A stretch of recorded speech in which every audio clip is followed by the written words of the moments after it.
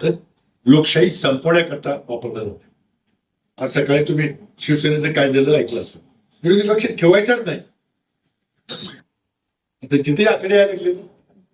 आमदारांच्या पुढच्या वेळेला 50 खोक्याचा विषय होता, आता किती खोक्याचा मला माहित नाही. चर्चा चालू आणि पैसे येतात कुठे? हे अशा आर्थिक संस्था करतात, बँका बुडतात, त्यातले पैसे तयार होतात, कर्ज बुडवतात, त्यातले पैसे तयार होतात, त्या सगळ्या सरकारी संस्थांमध्ये पैसे तयार होतात. गैरवापर होतो. कुठेतरी याला चाप लागला पाहिजे.